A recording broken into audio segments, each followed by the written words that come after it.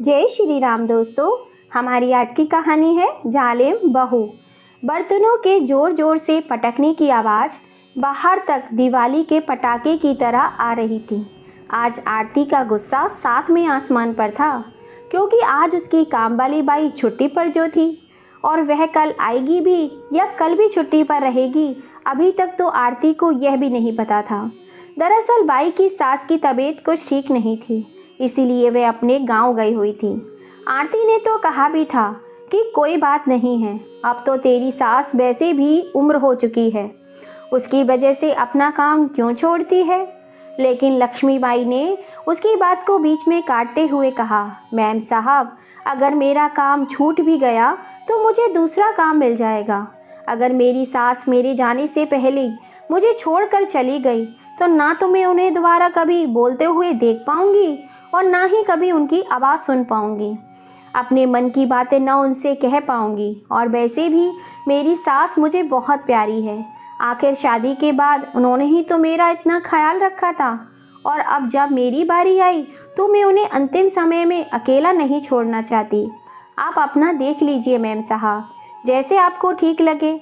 अगर आपको कोई और काम वाली मिल जाए तो मेरे आने से पहले आप उसे रख लेना। मेरा नहीं पता अभी कुछ दिन मुझे कितने दिन लगेंगे, पर कम से कम 4 से 5 दिन तो मान के ही चलो। लक्ष्मीबाई अपना काम निपटा कर चली गई। इधर आरती सोच में पड़ गई कि आखिर वह कैसे करेगी सब कुछ। अपनी सास के लिए लक्ष्मीबाई अपना काम धाम छोड़ने को तैयार है। कितने बेवकूफ़ लोग होते हैं। उस बूढ़ी सास के लिए अपने बच्चों के पेट पर लात मार कर चली गई, गवार कहीं की। आज के बाद यह इस घर में आई भी तो मना कर दूंगी। काम करती करती आरती बड़बड़ा रही थी, यह गरीब लोग भी ना सच में बेवकूफ़ होते हैं, तभी तो लाइफ में कुछ कर नहीं पाते। अब मुझे ही सारा काम करना पड़ेगा। किचन का काम करके जैसे ही आरती फ्री हुई तो उसने अपनी पड़ोसन को फ़ोन करके कहा कि वह उसके लिए एक काम वाली ढूंढने में मदद करे, क्योंकि वह अकेले घर का सारा काम दिन में नहीं संभाल पाती। वह अपना काम करके आराम करने चली गई। तभी उसके बच्चे आ गए और फिर वह उनके लिए खाना बनाने में लग गई। आरती के 2 बच्चे थे और दोनों ही लड़कियां थीं। स्कूल से आते ही दोनों भूख भूख करके चिल्लाने लगे। आरती जो अभी अभी आराम करने के लिए गई थी, फिर से उठकर काम में लग गई। 2 दिन में ही आरती की हालत खराब हो चुकी थी और वह कोई काम वाली ढूंढना चाह रही थी, क्योंकि घर का काम उसके बस का नहीं था। वह अगले दिन बाजार में सब्जियां लेने गई और वहां पहुंचकर उसने सब्जियां खरीदना शुरू किया। उसे तो यह भी नहीं पता था कि सब्जियां कैसे लेनी चाहिए। हद तो तब हो गई जब वह बाजार से जैसे तैसे सब्जियां लेकर निकली और ऑटो में बैठने लगी। जब ऑटो में बैठकर अपने घर वापस आ रही थी तो उसने वहां सड़क पर खड़े हुए एक बुजुर्ग औरत को देखा, जिसे देखकर वह पूरी तरह सक पका गई। और अब वह घबराती हुई ऑटो चालक से बोली, भैया ऑटो यहीं रोक दो। भैया मैंने कहा ना ऑटो यहीं रोक दो। अचानक से आरती के चिल्लाने पर ऑटो वाले ने वहीं ऑटो रोक दिया और बोला, क्या हुआ मैडम, आपने अचानक ऑटो क्यों रुकवा दिया। ऑटो रुकते ही आरती ऑटो से उतरकर पीछे की ओर दौड़ती गई, जहां उसने उस बूढ़ी औरत को देखा था। लेकिन जब तक वह वहां पहुंची, वह औरत बाइक पर बैठकर वहां से जा चुकी थी और आरती की आंखों से ओझल हो गई। जब वह औरत आरती को कहीं नहीं दिखी तो आरती और ज़्यादा बेचैन और परेशान हो गई। वह इधर उधर देखती रही पर वहां कोई नहीं दिखा। आरती वापस आकर उस ऑटो में बैठ गई। ऑटो में बैठने के बाद भी आरती सोच में डूबी हुई थी। उसे इस तरह देखकर ऑटो वाले ने पूछा, क्या हुआ मैम साहब, आपका कोई रिश्तेदार था क्या। आरती बोली, नहीं नहीं कुछ नहीं, तुम चलो। ऑटो वाला ऑटो लेकर घर की ओर चल दिया। आरती पूरे रास्ते ही नहीं बल्कि घर पर आने के बाद भी गहरी सोच में डूबी हुई थी। घर पर आते ही वह सबसे पहले अपनी सास की तस्वीर के आगे आकर खड़ी हो गई और बोली, ऐसा कैसे हो सकता है। अपनी सास की तस्वीर को देखते हुए वह गहरी सोच में डूब गई और बीती यादों में खो गई। जब वह शादी करके इस घर में आई थी, उसके कुछ समय के बाद उसे अपनी सास से बड़ी ही परेशानी होने लगी थी। लेकिन उसकी सास जब भी उसे थोड़ा बहुत भी कुछ कहती तो उसे बहुत बुरा लगता था और वे दिन रात बस अपनी सास की बुराई ही करती रहती थी। कभी अपनी फ़ोन पर अपने भाई बहनों से तो कभी अपनी सहेलियों से। वह हर समय अपनी सास को कोसती रहती थी। ना जाने मेरे माँ बाप ने मुझे कैसी जगह छोड़ दिया है, जिसे देखो बस अपना अपना सोचते हैं। इधर वह बुढ़िया है, पूरे दिन जान खाती रहती है, और उधर पति की ना सुनो तो वह सर पर नाचने लगता है। आखिर करूँ तो मैं क्या करूँ? कभी कभी तो मन करता है कि या तो इन लोगों को मार दूँ या फिर खुद मर जाऊँ। बड़बड़ाती हुई आरती काम में लगी हुई थी। दरअसल शादी के बाद भी आरती की सास सरला जी ने घर की सारी जिम्मेदारियां आरती के सर पर नहीं डाली। वे समझती थी कि आरती अभी छोटी है इन सारी जिम्मेदारियों को संभालने के लिए। धीरे धीरे वह घर की जिम्मेदारियां भी संभालने लगेगी। पहले उसे चूल्हा चौका संभालने देती हूँ। बस यही सोचकर सरला जी ने उसे घर की चाबियां और जिम्मेदारियां नहीं देकर केवल खाना पीना बनाने का काम सौंप दिया, जिससे आरती को बड़ी ही परेशानी होती थी। आरती को खाना बनाना तो कभी पसंद था ही नहीं, लेकिन फिर भी वह किसी से कुछ नहीं कहती और खाना बनाती बनाती बड़बड़ाती रहती थी।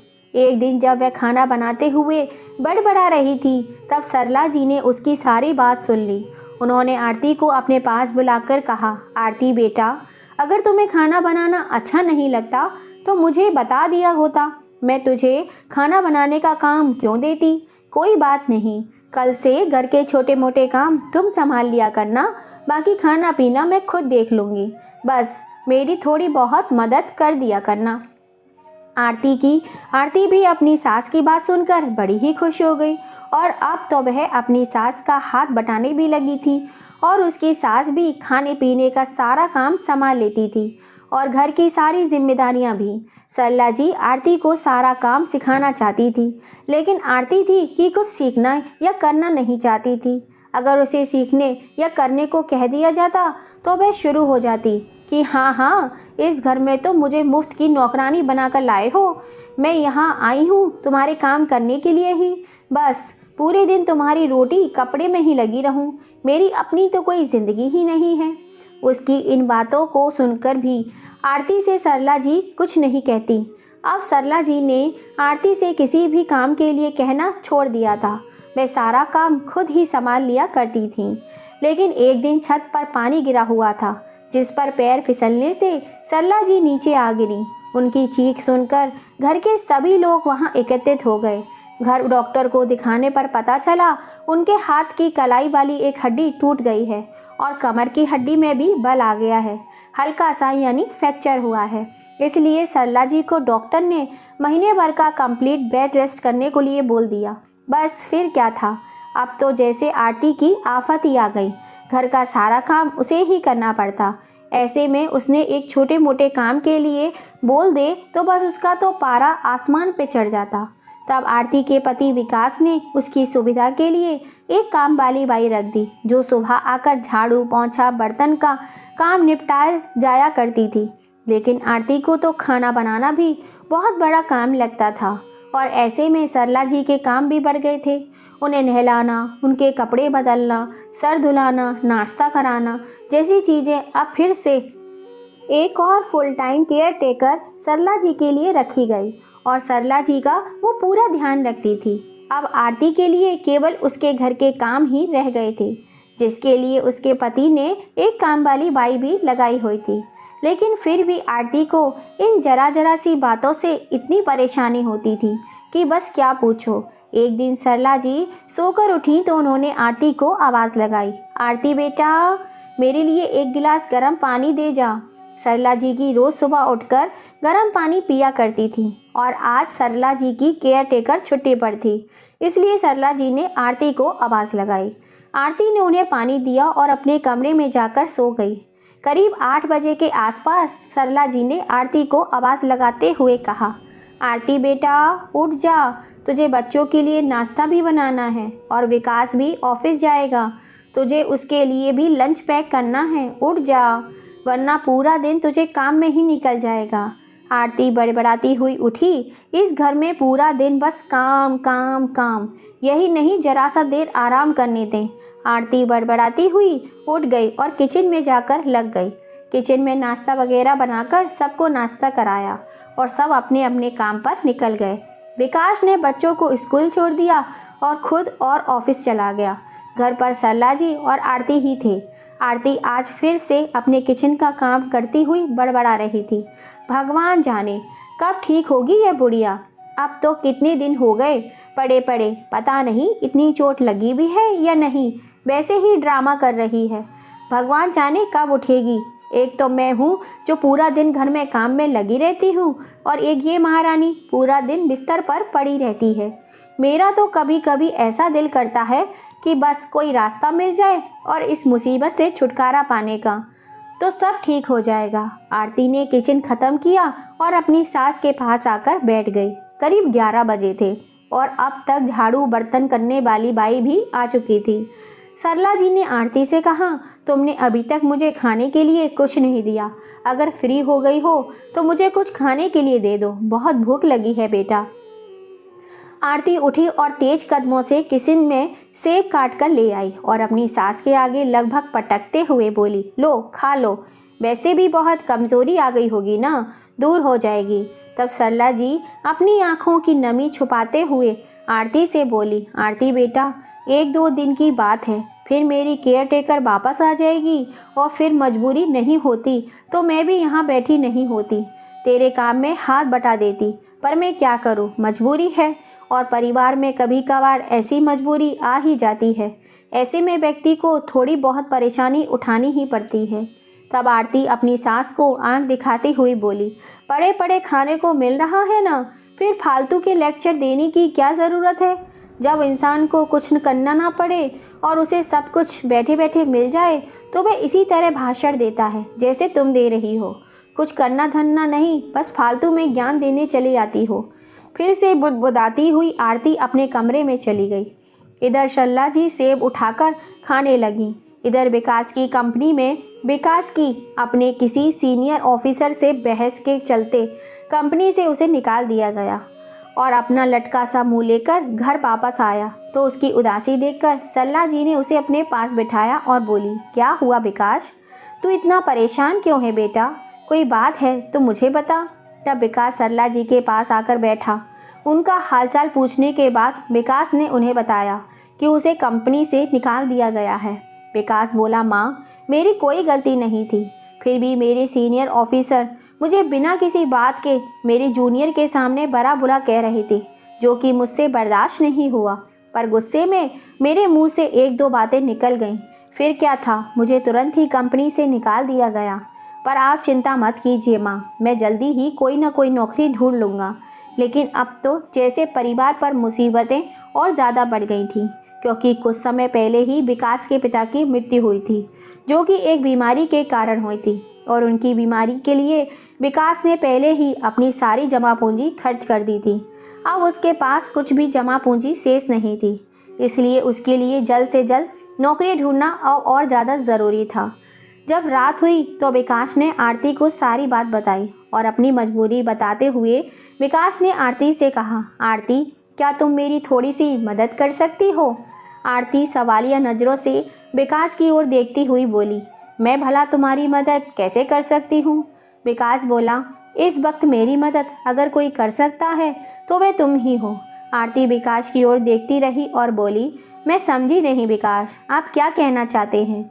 तब विकास ने आरती को बताया, आरती, मुझ पर थोड़ी सी मेहरबानी करो, बस 1-2 महीने के लिए थोड़ा एडजस्ट कर लो। अभी मुझे पता नहीं कि मुझे नौकरी ढूंढने में कितना समय लगेगा। अगर ऐसे में केयर टेकर और काम वाली दोनों को रखता हूँ तो हम लोग मैनेज नहीं कर पाएंगे, क्योंकि मेरे पास ज़्यादा शेविंग नहीं है। पापा के इलाज में पहले ही सारे पैसे खर्च हो गए। इस पर आरती विकास का साथ देने के बजाय भड़कती हुई बोली, मैंने तो तुमसे पहले ही कहा था, जब तुम अपने बूढ़े बाप पर पैसे लुटाए जा रहे थे, मैंने तब भी कहा था कि इन पैसों को बचा कर रखो, कुछ नहीं होगा। अरे इस उम्र में इंसान का मरना तो तय है, आज नहीं तो कल मरना ही है। फिर भी तुमने मेरी एक बात ना सुनी और अपने बाप पर इतने पैसे उड़ा दिए। विकास अब थोड़ा गुस्सा होते हुए बोला, यह तुम क्या बकवास कर रही हो। मैं तुम्हें अपनी मजबूरी भरे हालात बता रहा हूँ और तुम मुझे बातें सुनाने लगी हो। और आखिर तुम मुझे सुना भी किस बात के लिए रही हो। इस बात के लिए कि मैंने अपने पिता के इलाज के लिए पैसे क्यों दिए? तुम्हारा दिमाग खराब हो गया है, शायद तभी तुम इतनी बेवकूफ़ी भरी बातें कर रही हो। अरे, मैं उनका इकलौता बेटा हूँ, अगर मैं उनके लिए यह सब नहीं करूँगा तो कौन करेगा? और जहाँ तक रही बात मौत की, तो वह तो एक दिन सबको ही आनी है, और यह बात मैं भी अच्छे से जानता हूँ। इसका मतलब यह तो नहीं कि मैं उन्हें जहर देकर मार डालूँ, या फिर अगर तुम्हें कोई मारने की कोशिश कर रहा हो तो मैं उन्हें बचाने की कोशिश भी ना करूँ। बिल्कुल वही मैंने अपने पिताजी के लिए किया। मेरा धर्म था कि मैं पूरी कोशिश करूँ कि उन्हें किसी तरह बचा सकूँ। शायद मेरा और उनका साथ यहीं तक था, और ईश्वर ने जो सोचा था वही हुआ। लेकिन तुम ये सब नहीं समझोगी। आरती बोली, ठीक है, मुझे फालतू में ज्ञान मत बांटो, बस इतना बताओ कि काम क्या करना चाहते हो। साफ साफ शब्दों में कहो, क्या कहना चाहते हो? आरती ने भी थोड़ा तेजी में कहा। तो विकास बोला, साफ साफ सुनना चाहती हो तो ठीक है, मैं चाहता हूँ कि तुम 1-2 महीने के लिए खुद से माँ का ध्यान रखो, या फिर घर के सारे काम संभाल लो, क्योंकि हमें अगले महीने के लिए भी पैसे बचा कर रखने हैं। अगर मुझे नौकरी नहीं मिल पाई तो बड़ी ही परेशानी हो जाएगी, इसलिए थोड़ा सा सोच कर चलना पड़ेगा। और फिर तुम्हें कुछ करने के लिए भी नहीं कह रहा हूँ, बस घर के ही तो काम करने हैं और माँ का ध्यान रखना है। आरती अपनी मुंह सुकुड़ती हुई बोली, अच्छा, बस घर का काम और तुम्हारी माँ का ध्यान रखना है? तुम तो ऐसे खुद हो, और ऐसे ही तुमने मुझे नौकरानी बना रखा है। वैसे पूरे दिन कामों में लगे रहो, और अभी तक तो जो समय मिल जाता था आराम करने का, अब वह भी नहीं मिलेगा। बस तुम्हारी माँ के कपड़े धो तो कभी उन्हें खाना खिलाओ। मेरा तो 1-2 दिन में ही यही हाल है, फिर मैं 1-2 महीने भला कैसे संभालूंगी? इस पर विकास ने कहा, ठीक है बाबा, 2 महीने नहीं तो बस 1 महीने ही सही। मैं वादा करता हूँ कि मैं 1 महीने में ही कहीं से भी नौकरी ढूंढ लूँगा। बस 1 महीने के लिए थोड़ा मैनेज कर लो। विकास ने लगभग विनती करते हुए आरती से कहा। आरती इस बार मना नहीं कर पाई। वह मन मारते हुए बोली, ठीक है, मैं कोशिश करूँगी, और अपनी माँ को समझा देना कि मुझसे ज़्यादा मीन मेक ना निकाला करें। जैसा कर दूँ वैसा ठीक है, जैसा दे दूँ चुपचाप वैसा ही खा लें, 3-5 ना करें। विकास ने आरती को शुक्रिया बोलते हुए कहा, थैंक यू सो मच आरती, तुम नहीं जानती कि तुमने मेरी कितनी बड़ी मुश्किल आसान कर दी। मैं तो सुबह से सोच सोच कर परेशान था कि तुम कैसे मानोगी। फाइनली तुम मान ही गई। अगली सुबह सब अपने अपने कामों में लग गए। आरती की तो जैसे आफत ही आ गई थी, और सच में उस पर काम का दबाव ज़्यादा ही बढ़ गया था। लेकिन मजबूरी थी, ऐसे में कोई रास्ता भी तो नहीं दिखाई दे रहा था। और बेचारी सरला जी भी अपने जितने भी काम संभव होते वह खुद कर लिया करती थी, जैसे ब्रश करना, एक हाथ से खाना खाना। वह खाट से उठ नहीं सकती थी, इसलिए ज़्यादा काम नहीं कर पाती थी। इस मुश्किल घड़ी में वे जितना हो सके उतना सहयोग कर रही थी, और आरती उनसे पूरी तरह उकता चुकी थी। अभी तक हफ्ता भी नहीं हुआ था, और आरती का बर्ताव अब पूरी तरह से बदल चुका था। आरती अपनी सास से बिल्कुल भी तमीज़ से बात नहीं करती थी, हमेशा बुढ़िया बुढ़िया कहती रहती थी। यदि सरला जी किसी काम से आवाज़ लगाती तो कई बार वह आवाज़ सुनकर भी टाल दिया करती थी। यह सब सरला जी को भी समझ में आ रहा था, लेकिन वह क्या कहती, वह मजबूर थी। बेचारी सब कुछ सहन कर रही थी। आरती पर काम का दबाव बहुत ज़्यादा बढ़ गया था, इसलिए कभी कभी थोड़ा चिड़चिड़ा जाती थी। यही सोचकर खुद को बहला लिया करती थी। आरती जब बाजार जाया करती थी तो वहाँ उसे एक औरत मिल जाया करती थी, जिससे उसकी 2-3 मुलाकात में ही अच्छी खासी दोस्ती हो गई। वह उसे अपने परिवार की सारी बातें साझा किया करती थी। उसने अपनी सास की हालत के बारे में और अपनी हालत के बारे में उस औरत को सब कुछ बताया। उसे बताया किस तरह से उसके ऊपर काम का बहुत दबाव आ गया है।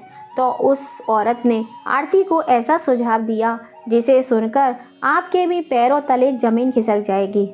उस औरत ने आरती से कहा कि आरती, यदि तुम अपनी सास से छुटकारा पाना चाहती हो तो अपनी सास को रास्ते से हटा देना चाहिए।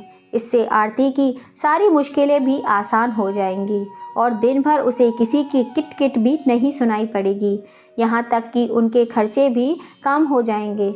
शुरू में जब उस औरत ने आरती से यह सब कहा तो आरती को यह सब सुनकर बहुत बेकार का सुझाव लगा, लेकिन जब वह घर आई और घर आकर अपने कामों में लगी, तब भी वह इसी बारे में सोच रही थी जो बाजार में मिलने वाली उस औरत ने आरती से कहा था।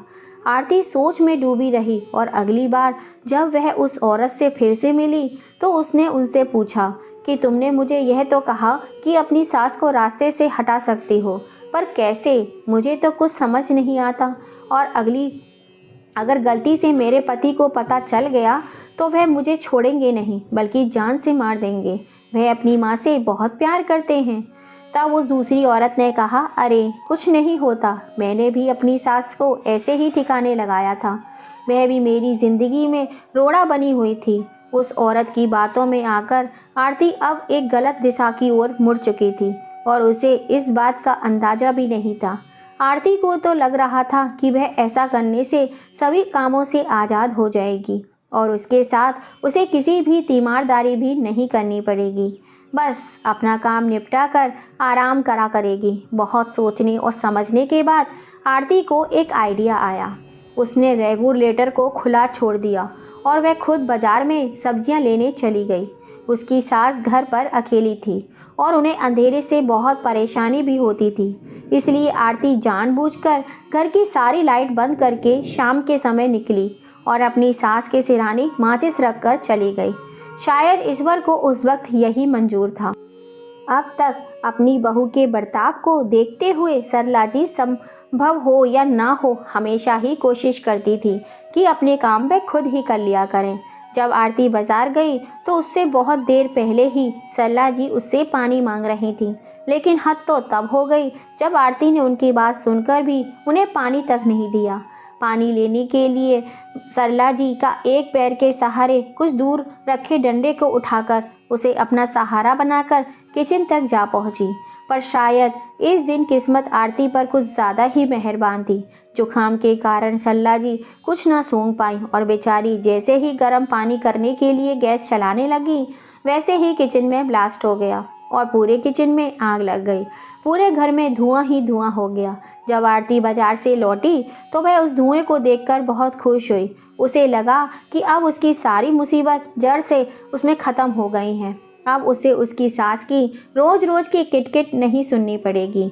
मन ही मन अपनी खुशी को दबाती हुई आरती अपने घर की ओर दौड़ी और ज़ोर ज़ोर से चिल्लाने लगी। आसपास के लोग आरती के घर के पास आवाज़ सुनकर आ गए, जिन्हें देखकर आरती और दहाड़े मार मार कर रोने लगी और ऐसा दिखावा करने लगी कि वह अपनी सास को बचाने के लिए मरी जा रही है।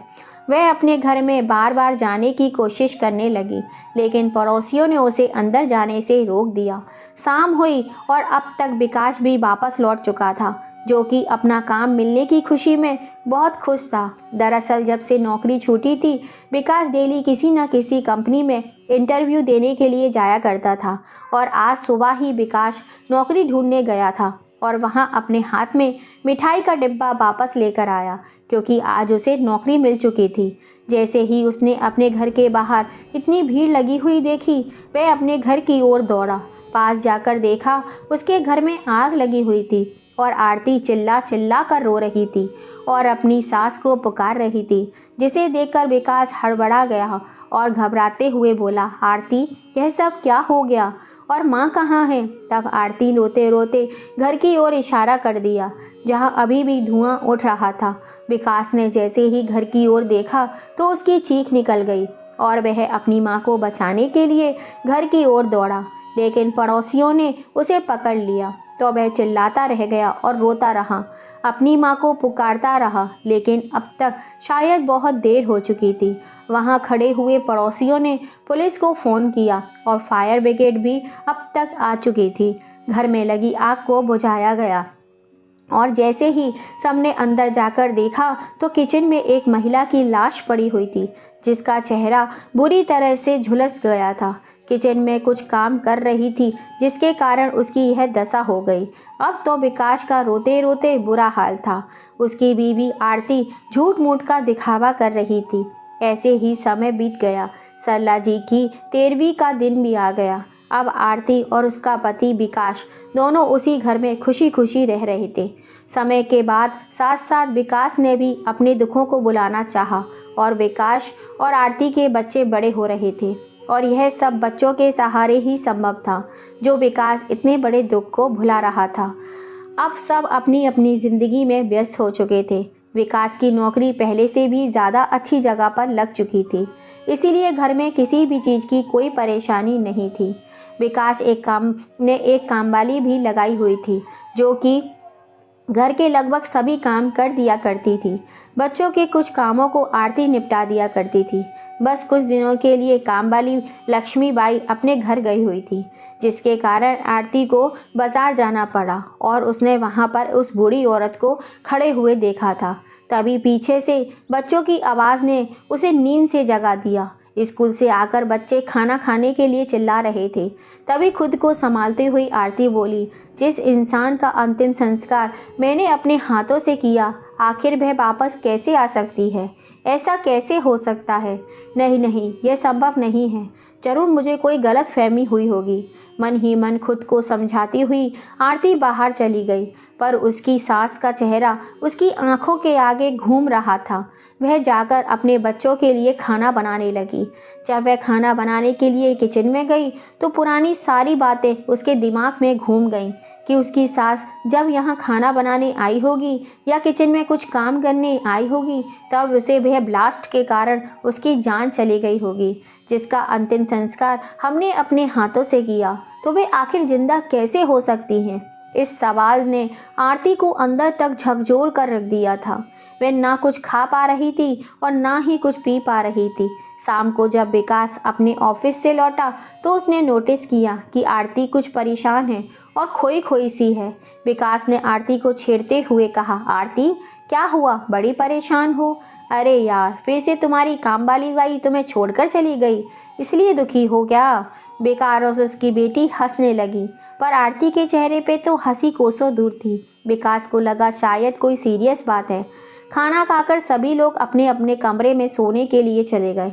तब विकास ने दोबारा आरती से पूछा तो आरती ने बताया कि मैंने आज सुबह बाजार में मम्मी जी को खड़े हुए देखा था। जब तक मैं वहां पहुंची तब तक वह जा चुकी थी। मैंने उन्हें अपनी आंखों से गाड़ी पर बैठकर जाते हुए देखा और देखते ही देखते मैं मेरी आंखों से ओझल हो गई। विकास इस बात को सुनकर बिल्कुल चौंक गया। उसके चेहरे पर खुशी और आश्चर्य के भाव आ गए।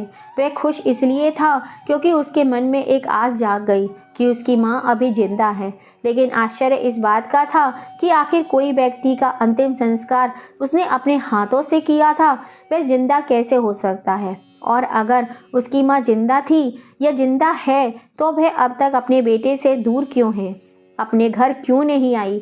विकास भी इस सब बातों को सुनकर बहुत परेशान हो गया और यह सवाल उसके मन में आने लगे। फिर आरती ने खुद ही सोचा कि विकास यदि अपनी माँ को ढूंढने निकल पड़ा तो क्या होगा? फिर से उसके साथ उसकी सास उसके सर पर आकर धमकेगी, जिसे इतनी मुश्किलों के बाद उसने खुद से दूर किया था। आरती तो मन ही मन में सोचकर खुश हो रही थी कि चाहे जैसे भी हो, उसकी सास अगर जिंदा भी है तो वह घर तो नहीं आ रही है ना। फिर विकास से कुछ कहने की कोशिश की। इसका मतलब जैसा आरती को चाहिए था उसकी ज़िंदगी तो बिल्कुल वैसे ही चल रही थी। पति और बच्चे ही थे केवल अब उसकी ज़िंदगी में। आरती ने विकास को सोच की दुनिया से बाहर निकालते हुए कहा, हो सकता है मुझे कोई गलतफहमी हुई हो, तुम छोड़ो, इतना मत सोचो। हो सकता है कोई और हो और मुझे लगा कि माँ जी हैं। विकास को भी लगा कि शायद आरती सही कह रही है। आखिर मरने के बाद कोई इंसान वापस कैसे आ सकता है? उसने भी सोचा कि शायद आरती को कोई गलतफहमी हुई होगी। अब फिर से आरती और विकास अपनी सामान्य जिंदगी जीने लगे। एक दिन विकास बालकोनी में बैठा चाय पी रहा था और न्यूज़पेपर पढ़ रहा था। तभी उसकी नज़र न्यूज़पेपर में छपी एक फ़ोटो पर पड़ी, जिसमें एक अनाथ आश्रम के बच्चों को पुरस्कार दिया जा रहा था। उन्हीं बच्चों के साथ विकास की माँ यानी सरला जी भी खड़ी हुई थी। यह सब देखकर विकास चौंक गया और आरती को आवाज़ लगाते हुए बोला, आरती, आरती, जल्दी आओ, देखो माँ की फ़ोटो, माँ जिंदा हैं। तुमने उस दिन जिन्हें देखा था वह माँ ही थी। विकास अपनी माँ की तस्वीर देखकर बहुत खुश हुआ और आरती से बोला, आरती, हमें माँ को ढूंढना चाहिए। तब आरती बोली, जब तुम्हारी माँ ही घर नहीं आना चाहती तो तुम क्यों उन्हें ढूंढने को मरे जा रहे हो? अगर उन्हें आना होता तो वे पहले ही आ जाती। विकास बोला, यह तुम कैसी बातें कर रही हो आरती? सच्चाई का पता लगाने के लिए हमें माँ को ढूंढना ही होगा। हमें तो अभी तक यह भी नहीं पता कि वह ब्लास्ट कैसे हुआ और उसके बाद माँ कहाँ चली गई। हमने उनका अंतिम संस्कार किया, वह कौन थी? अगर यह माँ है तो वह औरत कौन थी जिसका हमने अंतिम संस्कार किया? तुम चलो या ना चलो, मैं माँ को ढूंढने के लिए जा रहा हूँ। न्यूज़पेपर में लिखे हुए एड्रेस पर विकास जा पहुँचा और वहाँ जाकर उसने वहाँ के मैनेजर से बात की जहाँ उन बच्चों को पुरस्कार दिया गया था। विकास मैनेजर से बोला, सर अभी कल ही की बात है, यहाँ पर एक फंक्शन हुआ था जिसमें यह बच्चे और महिला आई थी। अपनी माँ की न्यूज़पेपर वाली फ़ोटो दिखाता हुआ विकास बोला। तब मैनेजर ने कहा, जी सर, दरअसल कल यहाँ पर एक फंक्शन था जिसमें सभी मेधावी छात्राओं को सम्मानित किया गया था। 2 अलग अलग जगह से बच्चे आए थे, इसलिए मैं नहीं कह सकता कि आप किस बारे में बात कर रहे हैं। विकास ने मैनेजर से बहुत मिन्नतें की। तब मैनेजर बोला, सर मुझे ऐसे तो याद नहीं है, लेकिन हमारे यहाँ आने वाले सभी लोगों का नाम पता रजिस्टर में लिखा जाता है, तो आप एक एक कर बार रजिस्टर चेक कर लीजिए। हो सकता है जिसे आप ढूंढ रहे हैं उसका नाम और पता आपको वहाँ पर मिल जाए। विकास दौड़ता हुआ सिक्योरिटी गार्ड के पास पहुँचा। वहां जाकर रजिस्टर में उसने देखा कि सरला जी अपने साथ 2 छोटे छोटे बच्चों को लेकर आई थी और वहां जो पता लिखा हुआ था वह एक अनाथ आश्रम का था। विकास पता देखकर उस अनाथ आश्रम में जा पहुंचा। जहां जाकर उसने देखा वहां तो बहुत सारे बच्चे खेल रहे थे, जिनमें से एक बच्चा वही था जो न्यूज़पेपर में सरला जी के साथ था। विकास ने उस बच्चे को अपने पास बुलाया और उससे सरला जी के बारे में जानना चाहा। तस्वीर दिखाते हुए जब उसने अपनी माँ के बारे में पूछा तो उन बच्चों ने बताया, यह तो हमारी अम्मा जी हैं जो हमारा ध्यान रखती हैं, हमारे खाने पीने के लिए लाती हैं और हमें नए नए कपड़े भी दिलाती हैं। विकास ने ऑफिस में जाकर देखा तो वहाँ पर अनाथ आश्रम के संचालक बैठे हुए थे। विकास ने उनसे सरला जी की तस्वीर दिखाकर उन्हें सारी सच्चाई बताई और बताया कि सरला जी मेरी माँ हैं, मुझे किसी भी तरह उनसे मिलना है, आप मुझे उनका पता दे दीजिए।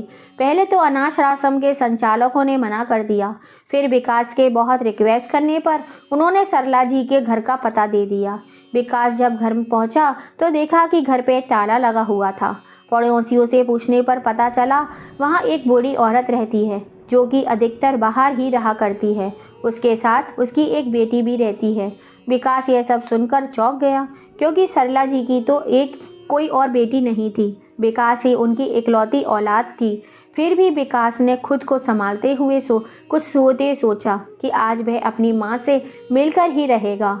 वह वहीं घर के बाहर खड़ा होकर उनका इंतज़ार करने लगा। शाम होते होते एक गाड़ी उस घर के बाहर आकर रुकी, जिसमें से 18-20 साल की एक लड़की निकली और एक बूढ़ी औरत निकली, जिसे देखते ही विकास माँ माँ चिल्लाता हुआ उनकी ओर दौड़ा, क्योंकि वह बूढ़ी औरत ही सरला जी थी। विकास दौड़ता हुआ अपनी माँ को गले लगाकर रोने लगा। वह रोते रोते बोला, माँ आप कहाँ थीं? आप इतने दिनों से, हम सबको लगा था कि आप हमें छोड़कर चली गई हैं, लेकिन भगवान का लाख लाख शुक्र है कि आप बिल्कुल ठीक हैं, आपको कुछ नहीं हुआ। मैं आपको सही सलामत देखकर बहुत खुश हूँ माँ, बहुत ज़्यादा खुश हूँ। सरला जी ने भी विकास के सर पर हाथ रखा और रोती हुई बोली, मैं भी इतने सालों के बाद अपने बेटे को अपने सामने देखकर बहुत खुश हूँ बेटा। फिर कुछ सोचकर उन्होंने विकास को खुद से दूर कर दिया और बोली, अब तुम यहाँ किस लिए आए हो? मुझे जिंदा देखकर तो तुम्हारा दिमाग खराब हो गया होगा ना, क्योंकि तुम्हारे तो अरमानों पर पानी फिर गया। तुमने जो सोचा था वह तो हुआ ही नहीं। अपनी माँ की ऐसी बातें सुनकर विकास आश्चर्यचकित रह गया। आप ऐसी बातें कर रही हो माँ? अगर आपने इतने दिनों से जिंदा थी तो आप घर क्यों नहीं आई? क्यों आप अपने बच्चों से दूर रहीं? बताइए माँ, आप घर क्यों नहीं आई? तब सरला जी तेज आवाज़ में बोली, क्यों आती मैं घर, और किस लिए आती? तुम और तुम्हारी पत्नी मिलकर मुझे फिर से मारने की कोशिश करो। मैंने सब कुछ अपने कानों से सुना, इसके बाद मैं वहाँ से भाग निकली, वरना शायद तुम दोनों मुझे जिंदा ही नहीं छोड़ते। विकास अपनी माँ के मुंह से यह सब सुनकर सतम रह गया। माँ, यह सब आप कैसी बातें कर रही हो? मैं भला आपको क्यों मारना चाहूँगा? और आरती, वह तो आपके जाने से बहुत दुखी थी। हम दोनों को लगा कि आप शायद इस दुनिया में नहीं रहीं, और आज इतने वर्षों बाद जब मैंने आपकी तस्वीर देखी तो बस आपको ढूंढने के लिए निकल पड़ा। मैं आपको नुकसान पहुंचाने के बारे में सोच भी नहीं सकता।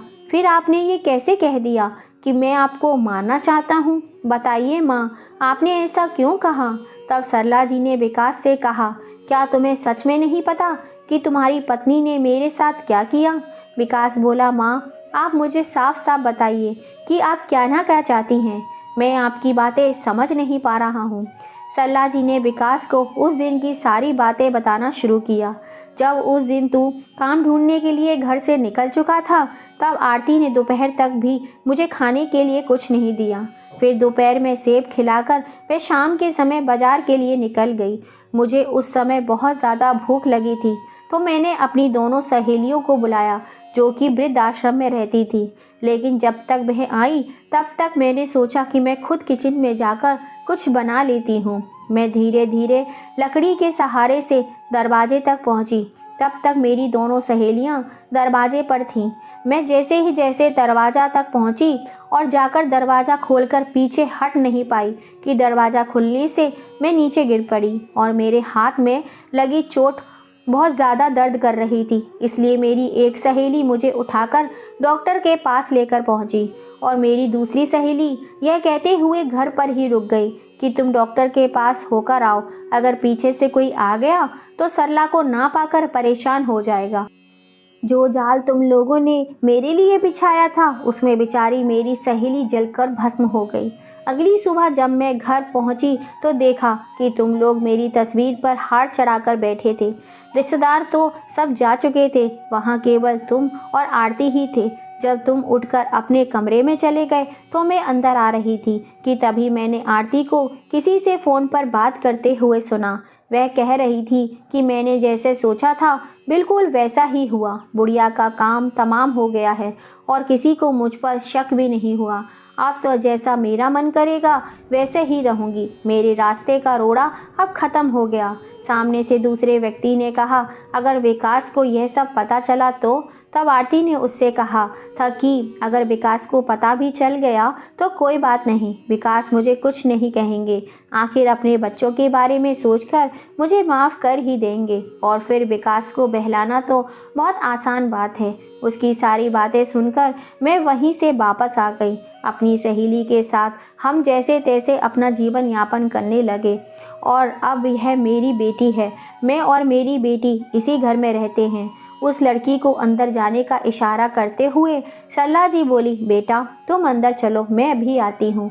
वह लड़की अंदर गई तो सरला जी ने कहा, दरअसल हमारे वृद्ध आश्रम के जो मालिक हैं वह विदेश में रहते हैं और यह उनकी बेटी है। उनकी उम्र भी लगभग तेरे जितनी है। वह भी मुझे अपनी माँ के समान ही समझते हैं। उसने मुझे अपनी बेटी की और उस अनाथ आश्रम की जिम्मेदारी सौंपी है। वह कुछ दिनों के बाद विदेश से वापस आ जाएंगे, तब मैं उनकी अमानत उन्हें सौंप दूंगी और अपने वृद्ध आश्रम में चली जाऊंगी। विकास को शुरू में तो यकीन नहीं हुआ कि उसकी पत्नी इतना गिर सकती है। फिर वह अपनी माँ से बोला, माँ, अगर आपकी बात में थोड़ी सी भी सच्चाई है और आरती ने सच में ये सब कुछ आपके साथ इतना गलत किया है तो उसे उसके किए की सज़ा ज़रूर मिलेगी। विकास पुलिस को फ़ोन करके अपने घर बुलाता है और खुद भी अपनी माँ को लेकर अपने घर पहुँच जाता है। आरती अपनी सास को देखकर बहुत चक्की रह गई और उसकी आंखें फटी की फटी रह गई। अपनी सास को अपने सामने देखकर मैं समझ नहीं पा रही थी कि वह क्या करे। तभी पुलिस भी वहां आकर पहुंच गई। आरती घबराकर वहां से भागने लगी, लेकिन पुलिस ने उसे पकड़ लिया और पूछताछ करने में आरती ने अपना हर जुर्म कबूल कर लिया। आज आरती जेल में पड़े पड़े अपने पाप की सज़ा भुगत रही है और विकास अपने बच्चों और अपनी माँ के साथ अपने घर में एक अधूरी सी ज़िंदगी जी रहा है। कहीं ना कहीं आरती की कमी तो उन्हें खलती है, लेकिन उसे उसकी गलती की एहसास दिलाकर उसके गलत कामों की सज़ा दिलाना भी ज़रूरी था। साथ ही उस औरत को भी सज़ा दिलाना ज़रूरी था जिसने अपनी सास को इसी प्रकार मार डाला और आरती ने जब पुलिस के सामने ये सारा जिक्र किया तो पुलिस ने भी उसे लपेटे में ले लिया। 10 साल की उम्र कैद के बाद वे दोनों आज़ाद हुईं और इस कैद से रिहा होकर आरती जब अपने घर पहुंची तब तक उसने अपने सभी रिश्ते खो दिए थे। वह घर के अंदर तो रह रही थी लेकिन कभी भी ना तो उससे कोई बात करना चाहता था, ना ही उसे अपने पास आसपास देखना चाहता था। लेकिन क्या करते, जो रिश्ते ईश्वर ने बना दिए थे बस उन्हें निभा रहे थे। आरती ने अपने हाथों से अपनी ज़िंदगी बर्बाद कर ली। तो दोस्तों, आरती ने जो अपनी सास के साथ किया उसकी सज़ा दिलाने के लिए विकास ने जो अपनी पत्नी के साथ किया वो सही था या गलत? अपनी राय हमें कमेंट करके ज़रूर बताइएगा। तभी कहते हैं अपने घर गृहस्थी की बातें अपने आस पड़ोसियों को नहीं बतानी चाहिए, क्योंकि कब वो हमारा दिमाग गलत रास्ते पर ले जाएं पता नहीं। अगर कहानी पसंद आई हो तो प्लीज़ इसे ज़्यादा से ज़्यादा शेयर कीजिएगा। फिर मिलेंगे आपसे ऐसे ही किसी कहानी के संग। जय श्री राम।